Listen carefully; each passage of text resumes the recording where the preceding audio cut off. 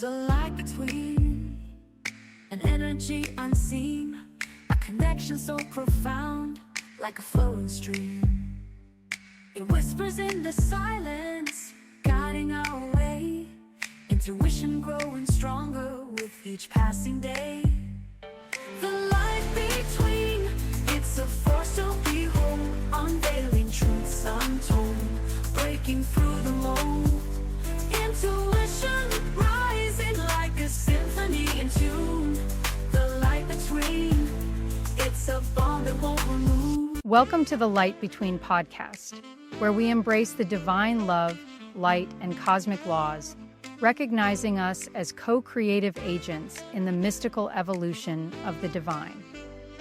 Unlike other shows on spiritual growth, The Light Between ignites heartfelt, my dear soul, love letters, intuitive healing insights, and empowering prompts that unlock your soul contract.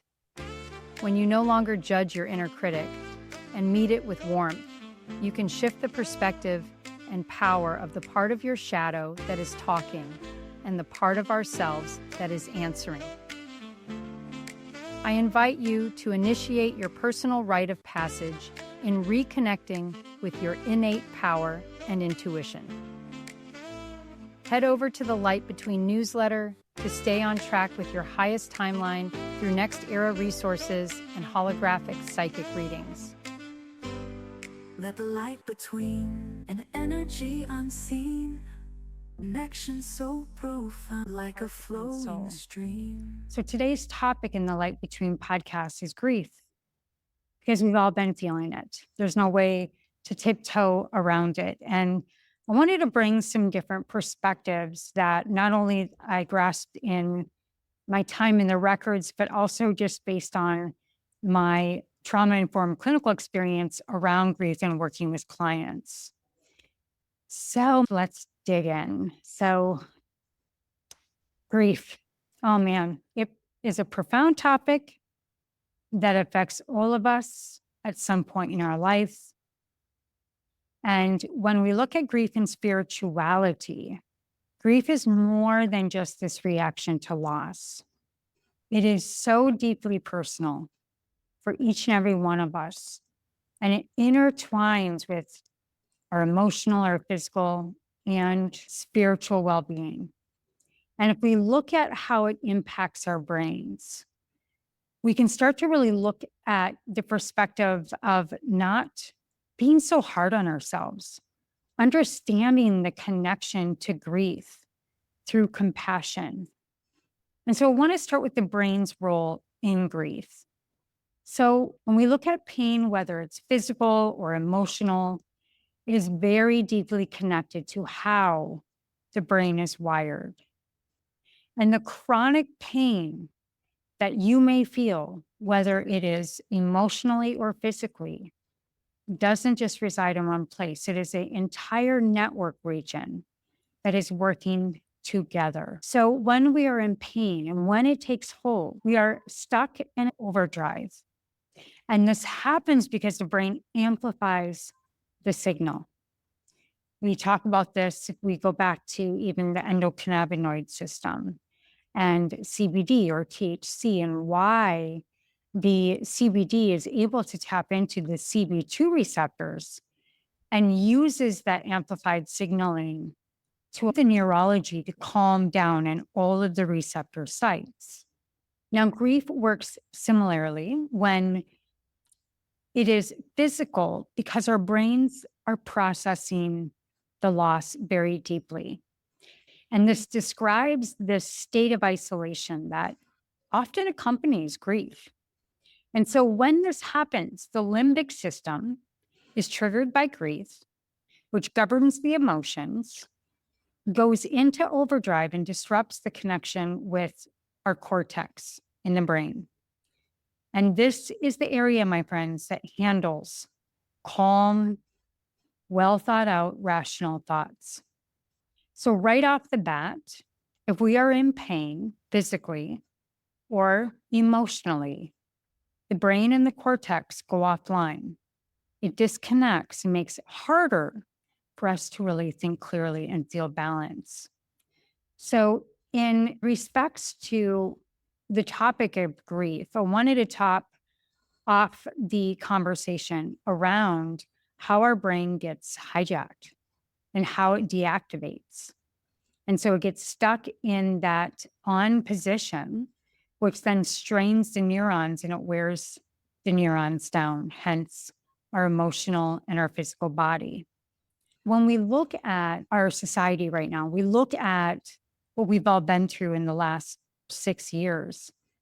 And if you feel like I do, and one of the questions I brought into the records is, what are the elements of our systemic consciousness that makes us feel so grieved? And how, as a society, can we not overhype, over high vibe, really take this time to slow down and understand the impact of grief? Pain and grief are very much experienced in isolation. And isolation then is another fire starter that intensifies these patterns that again alter the brain. To find equilibrium is very hard when you're in isolation. So it's really crucial to recognize that if we are a society of consciousness, unsupported, not getting personal touch, not being seen or heard, our brain starts to unwire versus rewire for healing. And this is where the power of resonance comes in. This is where the holographic readings that I do, where we see where the emotions are hijacked. We tap into the neurology, and then through my psychic scene, I can see where the chakras are imbalanced, where we can get the circuitry of energy moving again, which is crucial. And resonance is what does that. Being seen is what does that. And resonance to me, and how I'm weaving it through the language and how I use language in my oracle deck, to the podcast, to every single time that I use the power of resonance. And it is the most powerful tool for addressing pain and grief because it creates the empathy and the connection in the nervous system, with the brain, and with self. So when we're tuning into our body's emotions, we literally can soothe the nervous system, asking questions as simple as this: what do you need right now to feel safe? Or what are you carrying right now that I sense is so heavy on your heart? It is so simple and it helps us connect. So the other aspect here is talking about the grief journey. Now, grief extends far beyond death. It is triggered by any loss and any emotional disconnection. So when we're understanding this, it helps us navigate the various stages. And so we understand, and if you haven't heard of the stages, there's actually more than this, but I'll kind of top off the structure of first being denial. And this is going to manifest as numbness. It's acknowledging the loss, but struggling to process it. Next, we have the phase of anger. And this can surface past grievances at any point in time, whether it's a person or it is something societal that we're all experiencing of this old world, but we still haven't fully manifested the new. So after anger, we have bargaining.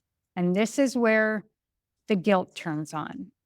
We have reflection on what could have been done differently. But I'm telling you, my friends, bargaining does nothing. Bargaining with your spirit guides, bargaining with Jesus, bargaining with God. The next phase is depression, which is absolutely normal, and then acceptance. And what's interesting about acceptance, as I was dialoguing with my girlfriend all weekend, is sometimes acceptance through the grief process is being fucking tired of being tired and just being done with the situation. And when your emotional roller coaster brings you to a point where you are forced to no longer want to carry it and you release it, That is one of the most beautiful places that you can be in this compassionate journey of grief. So next I want to talk about, which brings us to societal grief, where we're at in this game of consciousness, the psyche, the soul, and the wounding. So if we look at our culture, we often undervalue, let's call it spiritual direction, but we also ignore spiritual crises. And anything that disrupts productivity or costs money is deemed inaccessible. However, spiritual crises, they are real and they need acknowledgement. And in the 1960s, we were introduced to this new terminology called the psyche, the soul. And people began asking questions like, what do I need internally? And these questions previously confined to what we would call them in monk mode, whether it's in a monastery or some spiritual retreat. What happened in the 60s is it started to lead to a decade of revolution as people explored self-development and its impact on our lives, its impact on our archetypal lives, and impacting, obviously, our future. So we fool ourselves by calling our arrogance intellectual. Wealth fuels this arrogance, and it creates a terrible combination of abundance, of arrogance, and unreasonable. And the unreasonable comes around what we are watching in the destruction of a global, hierarchical power over and power under structure. And this started to come into the 60s. It became very much of the psyche and the soul started to navel gaze and kind of self-consume. And then we started to bring in the intellectual. And the intellectual is usually where the wealth flows. And so what has happened is there's this blending of this new age movement that has also created destructive forces by focusing on quote unquote spiritual awakening that is actually just another plasticity placed over society's lack of spiritual commitment and wisdom. And we have been caught up in an elitist world for a very long time. And we have cut ourselves short of grieving what is accessible to our soul, what is accessible to each other, and how we view each other, how we love each other, how we do not judge each other, how we listen to each other, and how we don't listen to each other. We have lost this little beautiful emotional connection. Now, I'm not blaming anybody, but I'm looking at the different phases of consciousness and how this specific one is dying away. And we're grieving what was taken and also finding our step with 2 feet on the ground again. And so when we look at grief stages, they're not linear. Everyone experiences them uniquely. It's essential to understand them. And it's so essential to allow yourself grace. And so in a personal experience, I've been going through some teeth trauma, and it is greatly triggered trauma and grief.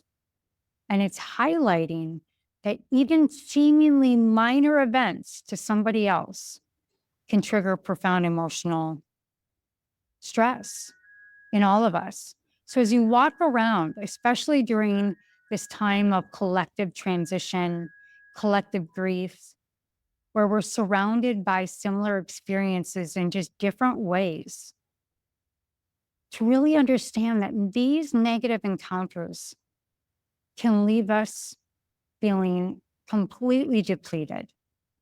And we counteract this by walking breathing and deeply discharging from what was and what currently is these, what I call psychic free radicals. And these psychic free radicals are basically a global infrastructure that is releasing suppressed anger from childhood, suppressed anger that now is in adulthood, and that manifests physically, energetically. And this is where those psychic free radicals, for relief, must demand expression. And so I say that to say, express what you're feeling, say it, dance it out, walk it out. Your guides, your angels are there to support you in the process. And for me, when I go into the Akashic records or I spend time in prayer with my guides, and they are so benevolent, they're never judging. And if you ever feel like you're in contact with an angel or a beloved etheric realm, they will never judge you. So as we close it up, I want to understand that what all of us to understand that depression and grief are deeply connected, that depression can arise in a response to unresolved grief, and it immobilizes us. So what can you do to start to look at the critical thoughts, the deep sense of loneliness, both which isolates us and also severs us from our sense of purpose and vitality, and to really look at the patterns of depression. And I also want to give you hope because there is a physical manifestation that involves your critical default mode network in the brain. And so when we are in this stream of consciousness of self-criticism, it's going on to a hopelessness feedback loop. And so this then goes back to the panic and loneliness. So again, leaving our souls and our hearts stranded just continues to repeat this global consciousness situation that I believe for the first time in history at a global level is starting a phase of self-awareness and healing. And I want you to know, if you need any support, I am here for you. I am here for it. The holographic readings are a beautiful way to understand where the unconscious contract came from that blocks healing. Because healing, honestly, my friends, whether it's self-blame, self-hate, or hate of another person or societal spectrum that you don't agree with, that just triggers our grief and our pain underneath it all. So I want to encourage you to introduce self-warmth to self. Practices like movement and reflection through movement are super helpful. And it creates that pathway so the brain can start to poke through to more clarity and understand that you're giving itself support. I do a lot of time traveling, whether it's in hypnosis or in the holographic reading, of taking a look at isolation and loss, and then offering a way to hold those experiences with kindness. Because that, again, going back to the brain, activates the care circuit, the play circuit, and that's what starts to restore the balance in the nervous system by improving the emotional connection. So when it comes to the finalization of grief and depression and what I call sacred contracts, they are unconscious. And so the unconscious contracts that are hidden in our grief are something that help us cope for a time, and most of the time formed in childhood. So these vows might include avoiding hope to prevent a heartbreak. It may be rejecting moving forward to resist external pressure. There are all different types of vows that we make. And when we uncover the contract, it starts with identifying the origin. So, some questions to explore around this are: what promise was made around this sense of depression or grief, and who was it to? And was it created to protect and honor or save someone else at your cost? And is this contract still needed? And can it be released with love and compassion? And so when we release these vows, it's very subtle, but it starts to allow energetic movement, emotional freedom, and it starts to reduce that grief or depression locked into the brain's mechanism. So I want to send you so much love in this topic, a little bit of understanding the neuroscience and the journey out of this immobilization. But it does take self-accompaniment because we cannot heal our grief alone. It also takes self-forgiveness and compassion in when you are reflecting. So one of the things that I do, whether I'm in the records or working through things, is to really extract, to be the observer, to be the witness. And when you get to that point, you just step into a place of taking responsibility. And I'm telling you right now, a lot of this grief is coming from power over and power under structures. Power over in government, thinking that they can do something for us, but they haven't. And power under, perhaps in a church, thinking that you have to pray to someone to get through to God, which is also false. Power with is me looking at you saying, you are an equal to me and I am an equal to you. And I can be in warmth and resonance with you and your grief and depression. No words needing to be said.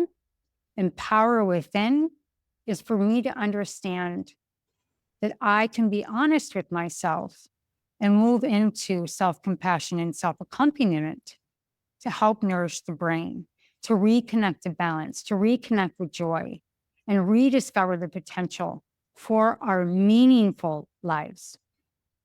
So I want to thank you for joining me on this journey through different perspectives of grief and spirituality today. There's so many dynamic views of grief. And there's so many dynamic views of even taking it to another level, talking about past lives and those that have lost. And so when we really zoom out and we become the observer, we see this on a global consciousness level. I honestly could not be in more celebration that feeling this solidarity in this journey as we each seek the deeper understanding for personal clarity and where we're at in our lives. I have never been more hopeful. And the psychic visions that I have been given of the future, I don't know how we're going to get there, but I promise you it is rich. So when what you've been doing feels too surface, too generic, and you're ready to get specific, to get personal, to get practical, when you feel alone in those depths of your experience and want to connect, this is where we do the spiritual deep dive. This is where we look at the configuration of the brain and how it works. And that as simple as self-compassion is the first connection to put the brain back online. If you can just give an ounce self-compassion in whatever way you know how, in this web of connection that we are all in this global massive shift of consciousness that we are going through. I want to send you all in my love, and please acknowledge where you're at. Explore professional support, somatics, or trauma-informed care. If you're interested in getting to the deep-rooted connections between pain, grief, and unconscious contracts, I would love to be of service and support you. So all my love, all my compassion, connection, and care sending your way as we acknowledge this time, as we all move through the resonance and into the relief We'll see you on the next Light Between episode. The light between an energy unseen, a connection so profound like a flowing stream. It whispers in the silence, guiding our way. Intuition growing stronger with each passing day. The light between is a force to behold, unveiling truths untold, breaking through the mold. Intuition rising like a symphony in tune. The light between, it's a bond that won't remove. In the spaces between words, in the moments of pause, the light between it aligns the universal laws.